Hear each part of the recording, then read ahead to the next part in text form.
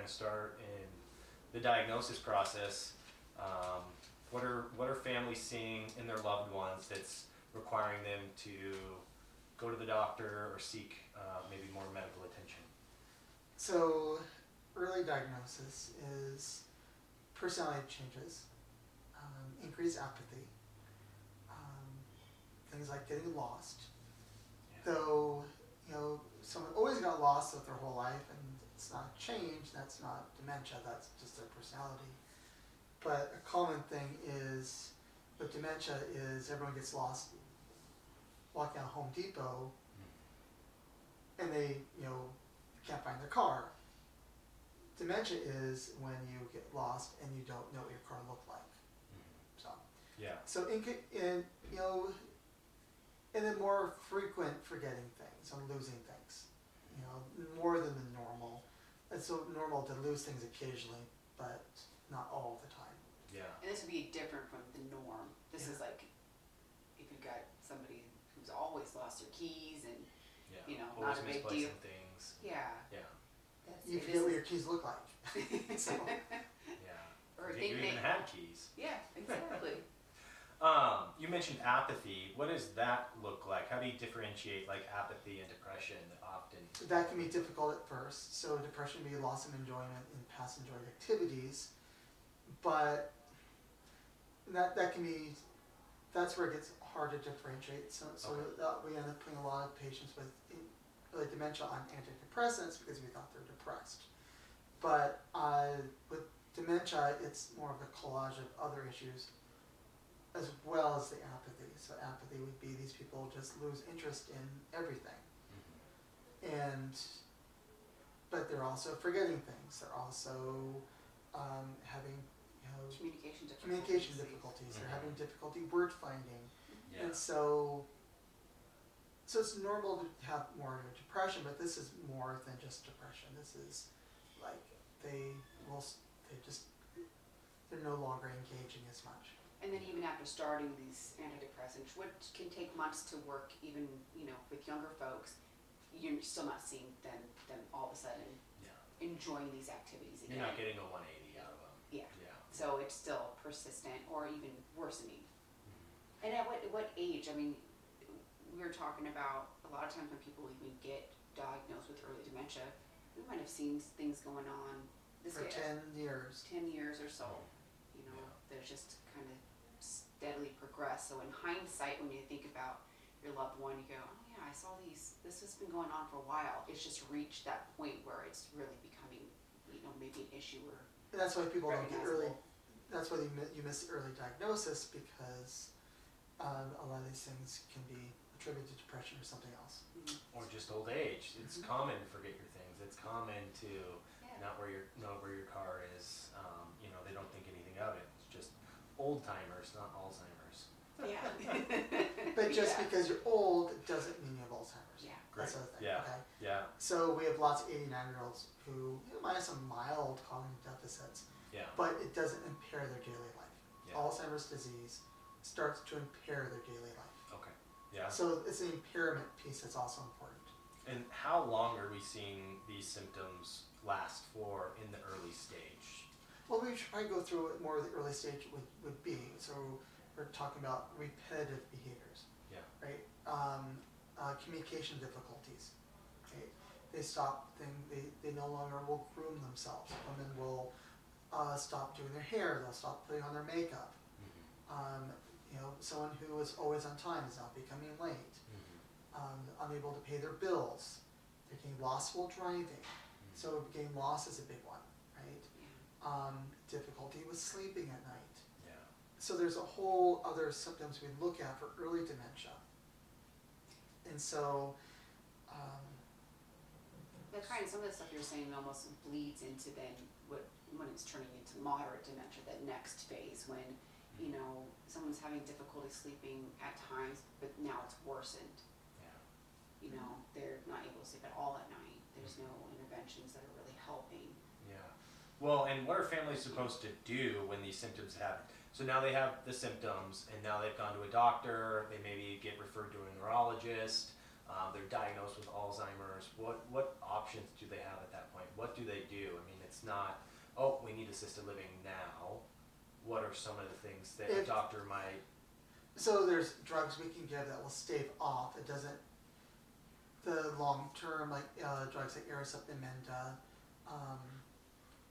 rivastigmine, and what are those drugs They- doing in those early stages? we're staving off the changes. We're Okay. keeping them where they're at for as long as we can. Does not change their trajectory, Okay. but we're able to keep them at home longer. We're able to keep them in independent living longer. We're trying to keep them as independent as we possibly can for as long as we can. But in the end, these drugs don't really change. They're not end result. prolonging. Yeah, We're not prolonging it's not a life. cure. We're just No. trying to keep them where they're at as Yeah. long as we can. Okay. I think that is And the misconception. Sometimes people think that it's a cure for Alzheimer's, and it's not. Yeah. But it's helpful. It And can be. oftentimes they end up in the doctor's office with early dementia for things like the depression, but also agitation. So, and anxiety. So agitation, depression, anxiety just go along with dementia. They're part of the symptoms of the apathy and also the agitation component. So these are why people end up in the doctor's office with early dementia. And that's when we start interventions. If they can get early diagnosed, then we can hopefully keep them at home longer. Different primary care providers have different comfort levels with the diagnosis of Alzheimer's. And it's a difficult conversation to have with families. Mhm. So some PCPs shy away from it. Some PCPs will just refer them to a neurology for a cognitive eval and then put it on to the neurologist for the Okay. diagnosis. Yeah. But neurologists oftentimes don't like making the diagnosis because they don't see that as their purview. They rather deal with real neurological issues. Yeah. Okay. Yeah, and what a family member, it's supporting their loved one. It could be a spouse, it could be a mother or a father. How are they supporting them through this? Are we talking long-term assisted living options, maybe independent living options? Are we having those discussions at the diagnosis stage, or? You can, so if they're just depressed or just what we call apathetic and not engaging, these people can sometimes stay at home a while Okay. because they're easier to manage. And then we get all the different types of dementia, let's see different things, but the apathetic, elderly grandmother who's not leaving the home and not doing, things, they can be at home. We have probably millions or hundreds of thousands of these people in their own home until they pass. Okay. Yeah. And then we see a lot of that. But they need they need to progress to a facility as some of them as the disease progresses. Okay. But at this time, we can say, this is a time to take your loved one out on vacation. This is time to do those things with them while you still have quality while they're still cognitively there and you can enjoy these times with them. This is a time to actually have these conversations about, well, what do we do once the dementia progresses? Especially if you've got a 50, 60-year-old who has the diagnosis, that's fairly young. I mean, where we have people that are living, a lot of people are living into their hundreds. These folks probably are going to make it to what? I mean, early onset. If it's early onset, early onset, oftentimes it's more than just Alzheimer's disease. So that'd be a whole other topic of Right. early onset. So this is what we're talking more about right now. I think is more your late 70s, 80s, and 90-year-olds who are they're becoming more medically fragile, more frail, but they're still manageable. You can still go and take them on a cruise or Yeah. go and have some quality time with each other. This would be the time to do it before they progress further to where it's hard to get them, even with regular ADLs, if somebody's becoming incontinent, you're not going to want to go on a trip. That's going to be difficult. Yeah. Right now is the time to soak up all the time that you have with them to enjoy. The them. progression's very much unpredictable. We have an idea of where it's going, but we Yeah. don't know the timeline exactly. Every person's a If little it's bit strictly Alzheimer's disease without a mixed component, sometimes the progression can evolve over 5, 10, 15 years. different. How frequently are you seeing just that only component? There's It's usually- the majority of the dementias are still that Alzheimer's disease. Now we're finding that, there's a subgroup of, these are people more rapidly progressing. These would be mixed dementia, Alzheimer's plus Lewy body, multi-fork dementia plus Alzheimer's disease, frontal temporal lobe dementia, Korsakoff dementia. This is a whole other category. They progress radically differently. They have a lot more care needs. There's a lot more issues along with that. So with just But that's straight Alzheimer's, they could potentially not even ever need to live in a facility. If they have the support at home, we were talked about making their world smaller. Yeah, okay. You know, if this person's able to live with their children, or have, caregivers come in every so often, Meals on Wheels, come in and bring in them food, they could stay at home until they pass. Yeah. And so we don't see those folks as much, right? Yeah. We're in the industry where we're seeing the people who need the help. Yeah. There's, like you were saying, And all these hundreds of people- thousands of yeah. people who are at home and end up passing away there that we don't really come across. Or they're independent living because they just need some minor support with, house cleaning, laundry, and meal prep. Meals, yeah. So these people, a lot of them can exist like this for a long time. And so there's a lot of people, if you can stay healthy into your 80s and 90s, oftentimes these people they'll do fine until like the last 2-3 months of their life. And all of a sudden, within 2-3 months, they go from being functional to dying. That is the ideal, right? And so a lot of these people with this type of Alzheimer's they just go until they're done. And that oftentimes in their 90s.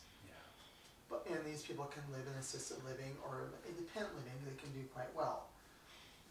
And so, but You mentioned making their world smaller. So let's say I have a loved one.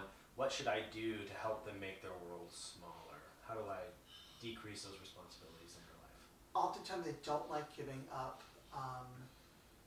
They've been paying their bills their whole life. It can be a struggle to take that over. Okay. But you can work with them on taking it over and keeping them involved. Right? They still probably have the memory to take it, but they don't have the anxiety of all these bills. So one thing you can do is like pay everything off if they can. Have maybe 1 or 2 bills. That would really help. And then manage those 1 or 2 things. Yeah. Still have them write the checks, still have them do those tangible things that they're used to doing, but being more involved. Yeah. You know, making sure that you're reminding them, or just showing up to their house, you know, on the first of the month, we're gonna go over your bills together, and still have them do everything, but you know what's going on. Well, that's the time oftentimes they move from being in a house into independent living because Or it's smaller. difficult to manage a house. They moved into an apartment or they move into an independent living facility because now they don't have to manage maintenance of the house, mowing the lawn, all these other This things. could be the time when they might need help with their medications, because typically folks are on, you know, a slew of things. This could be, you just help them set up Medisets. So they're still able to take their own meds, but maybe they're forgetting a bottle or their vision's not all that great, so they're not, you know, they don't know which pills they're taking. Just going in and setting those up. So that way they're still able to manage themselves, but you're just kind of giving that little extra bit of help there. Yeah. So obviously we know that the disease is going to progress further, and so now we're kind of out of those early stages, and we're kind of seeing more changes in personality, maybe changes in continence, maybe even more difficulties, which is those tasks that you've decreased with minor supervision, just requiring more assistance.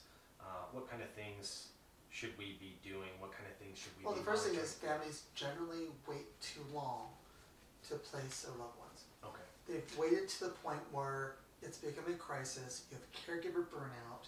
You're having the person with dementia, if they're having the personality changes, and it's more the apathy, they're not becoming aggressive and combative. Now they're abusing their spouse, abusing, not because they want to, but they don't want to do something. They don't want to have their diaper changed or their TENS, and you have to do it because they're getting a skin breakdown. And they're showering, and you try doing that, and they're now becoming verbally and physically aggressive. you know, you don't have to put up with the abuse. That's usually a red flag, like it's time to move on. Yeah.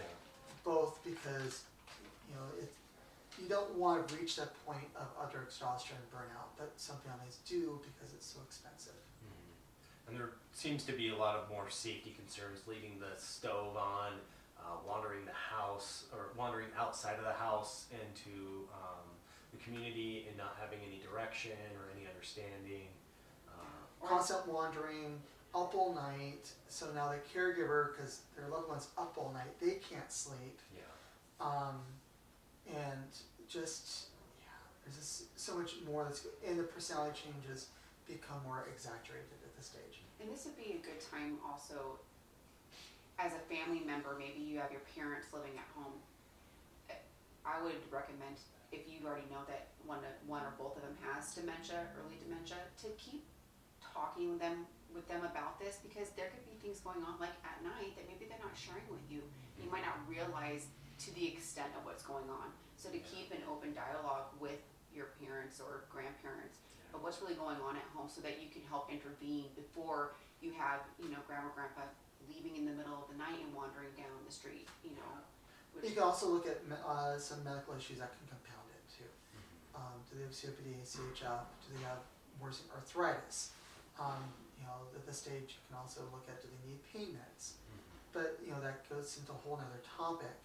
But, you know, as you get into more that moderate stage of dementia, these are people who their personality changes are more persistent, more aggressive. They're now becoming incontinent of bowel and bladder. And that's one of the big things that moves people into assisted living or memory care. Right? It's becoming a fight to get them to take their meds. They forget to take their meds. You can't do Mediset anymore. Someone needs to give them their meds throughout the day. And so it would definitely be appropriate, if not, you know, already independent living, maybe looking at options that offer independent living and assisted living, maybe in the same building, where they can kind of ensure that those cares are being provided and throughout. all the facilities are different. Yeah. They all offer a range of level of care. Some facilities can, you know, they can go as an independent, still driving a car, and as they progress, of course, you take the car away, but then they can age in place as long as they don't have a lot of behavior issues, and then they can do the medication administration, showering, a lot of this kind of stuff they can do at the same facility. Yeah. Some facilities can do that, other places are more strict independence, right? Or it's very light assist. Very light assist, Yeah. and meal prep and housekeeping, that's it, Yeah. right? And there's lots of those facilities too. And then you can progress towards memory care. Or some facilities that are larger that have those age-in-place models might have a memory care, and then there's also facilities that specialize in just memory care or high care needs. So oftentimes you can meet the high care needs in assisted living. You know, whether or not they need help with transfers, feeding, Especially with medication. somebody's more apathetic. When it gets to the feeding, you know, definitely that's beyond assisted living. But reminders to go down to meals and those types of things, definitely with assisted living. But, you know, we can have folks end up staying at assisted living, and that's as far. Some facilities will go really pretty far, almost to where they're quasi-providing the level of care that a memory care would, as far as ADLs. But yeah, when it comes to feeding, that would definitely. And some people, they have more medical issues than they have dementia. And so they can stay in assisted living because we're managing their medical issues. And that's totally acceptable. They just need extra care. But memory care tends to now evolve into when they're starting with delusions, hallucinations, constant wandering, elevated fall risk. They need help with they need more than just meal prep. They need actually someone to feed them. Or cueing them to, you know, they could feed themselves, but they just need, hey, you know, go ahead, let's take a bite, you know, those types of things. And then we're also having safety issues. So the memory care, they need, you know, they're becoming unsafe. And they oftentimes start needing medication to treat the agitation. And then once we start going into memory care, we're looking at more end of life, more advanced disease, and oftentimes these people do not live as long. So we're talking about advanced, so now we're talking advanced dementia. And this is where their personality has completely changed. This is not the same person that you grew up with. They can wander, they're a bit aimless in what they're doing. You can have some days where they have clarity and others where they're just kind of just not there. They're pleasant still, but grandma and grandpa's not there anymore. They're starting to lose weight. They're starting to have skin issues. Because they're sleeping all day or they're sitting all day. Now they're needing more frequent, changing of positions and everything else. Yeah. Even more difficulty with short-term and long-term memory. Yeah.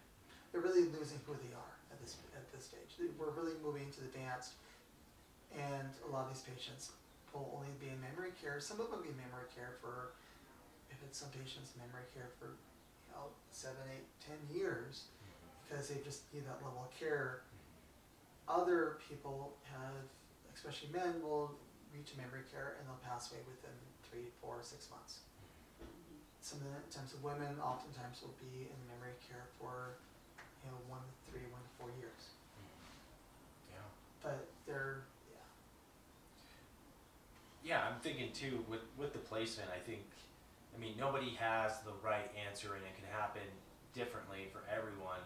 But the more on top of the stuff we are earlier in the stages that we're managing some of these symptoms, we're looking for those cares, we're engaging in those routines, the longevity and quality of life seems to extend versus a lot of times we're seeing crises taking place and progression is rapidly happening. And so sometimes we didn't even know the early stages were taking place because we put them off, and so we're already at the advanced dementia stage when the family's thrown in the towel. They're saying, I can't do this any longer, they're up all night, or they're being physically aggressive or verbally aggressive with me, they end up in the hospital, and that progression tends to happen quicker when they're placed into a facility. And that's kind of, those 30-day to 90-day placements, that's generally the family's been bearing that burden for so long that there's no chance for a routine or quality extended life and long-term care. Yeah, and so when they do land in a facility at that point, it's all about comfort. We're just trying to do what we can to Managing give them symptoms, palliative, absolutely. and long-term care is expensive. Yeah. It is indeed. Yeah. So having those conversations, if you can, if you're recognizing this ahead of time, we'll kind of go going back to like, what do you do? And when you find out, if you're able to find out early diagnosis, this is like setting up power of attorneys, getting your kids on your bank accounts with you.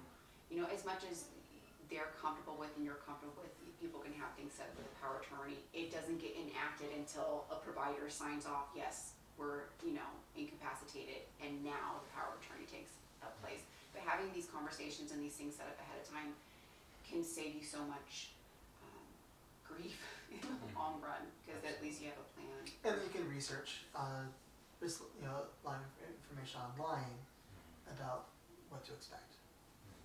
So Things to set in and you can place. start researching what to expect with this, what you can do or can't do. So, but to kind of recap, it's kind of a continuum as it progresses. So it starts off, just with someone who's, like we said, early stages, some mild depression, apathy, right? Personality changes, issues with grooming, right? Getting lost, repetitive behaviors, and that progresses into the next stage where you run into just an exacerbation of the things that were originally presenting, with added issues of maybe not so much apathy, but some of these people have become more aggressive, needing more help with activities of daily living, help with bathing and hygiene and dressing. So it progresses over time as the disease